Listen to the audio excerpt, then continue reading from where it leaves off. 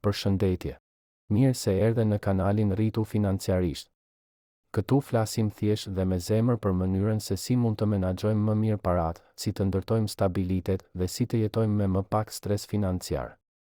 Poshtë në përshkrim do gjesh një link ku mund të shohësh si investoj vetë në mënyrë të sigurt dhe afatgjallë.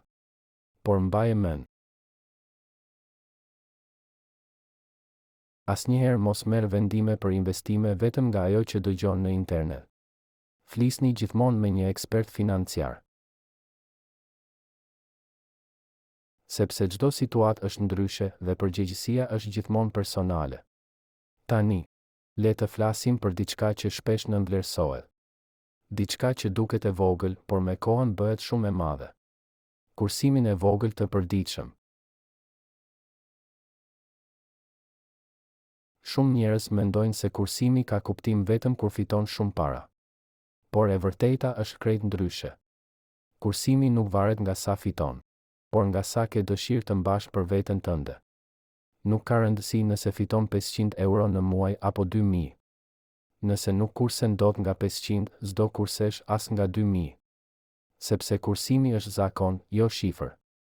Në fillim duket i parëndësishëm. 1 euro këtu, 2 euro atje. Çfarë ndryshimi mund të bëjnë? Por me kalimin e kohës bëjnë mrekulli. Jo vetëm në portofol, por edhe në mendje. Sepse çdo herë që kursen, po ushtron një muskull të quajtur vetë kontroll. Le të marrim një shembull të thjeshtë. Imagjino që çdo ditë vendos mënjan 1 euro. Në fund të vitit janë 365 euro. Në 3 vite, pa bërë asgjë tjetër, janë më shumë se 1000 euro.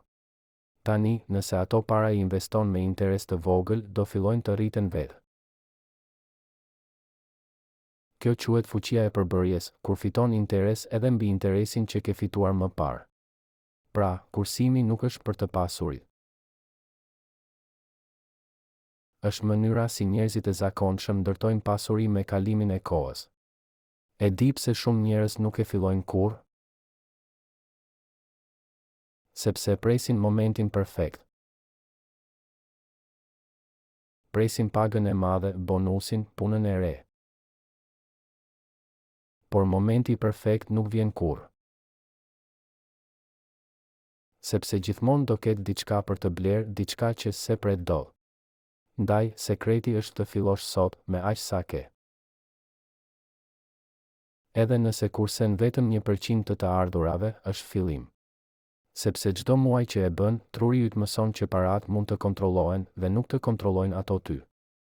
Le të themi që fiton 600 euro në muaj. Nëse çdo ditë lë mënjan vetëm 1 euro, pas një muaji ke 30 euro. Nuk duket shumë, apo jo? Por le ta shohim ndryshe. 30 euro në muaj janë 360 euro në vit.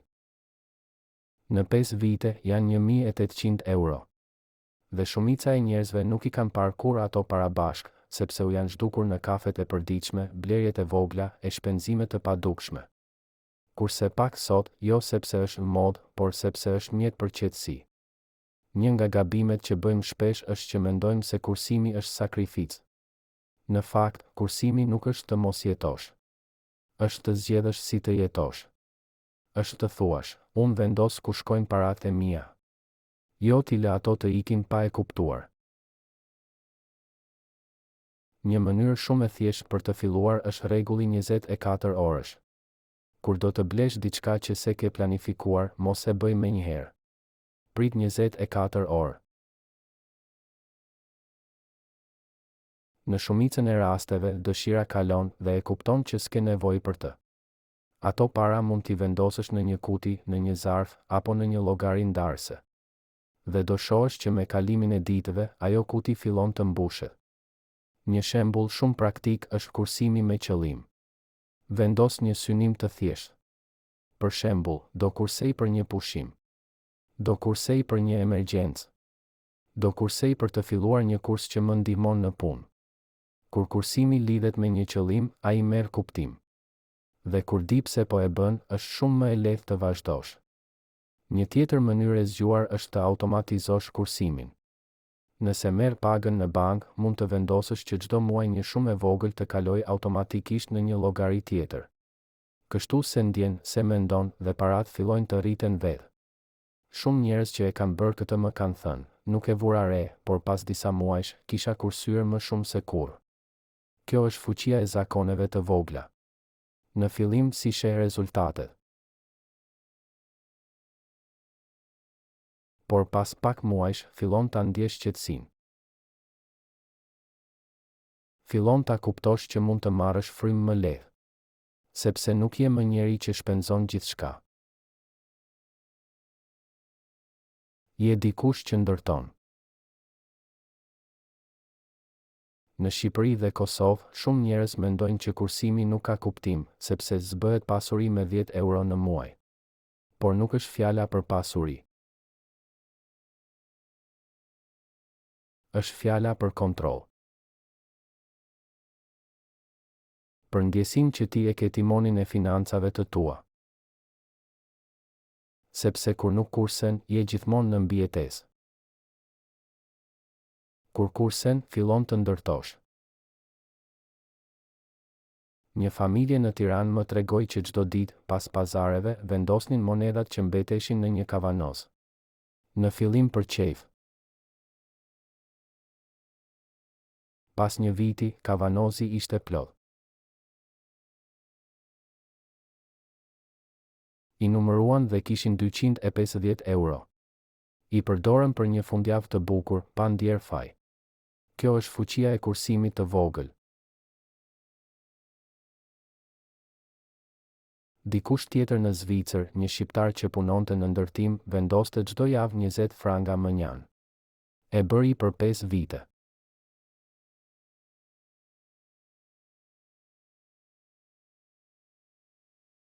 Kur i numëroi, kishte mbi 5.000 franga. Kete e kishte bërë pa stres, pa u privuar, vetëm me rregull. Kursimi nuk është për të fituar miliona. Është për të fituar siguri.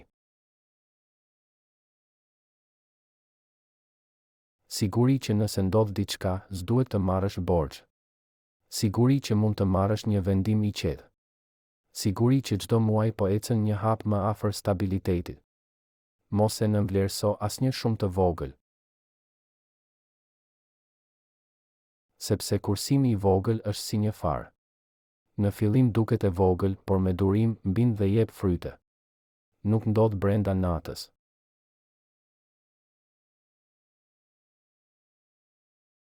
Por ndodh.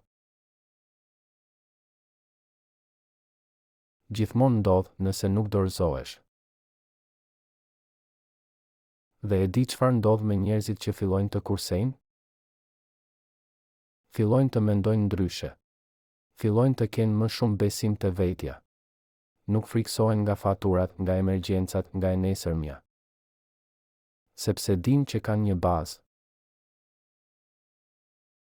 Një mburoj të vogël që i mbron. Ndaj, po ta them sot me gjithë bindje, çdo qindark ka rëndësi. Çdo veprim i vogël që bën sot do të shpërblejë nesër. Mos prit momentin perfekt. Fillo tani me atë që ke. Në fund të ditës, kursimi nuk është vetëm për të pasur më shumë para. Është për të pasur më shumë paqe. Është për të ditur që je në kontroll të jetës tënde financiare. Sepse parat që i menaxhon me urtësi, kthehen në liri. Nëse të pëlqeu kjo video, abonohu në Rritu Financiarisht dhe shpërndaje me një mik. Sepse edhe një video e vogël mund të jetë fillimi i një ndryshimi të madh.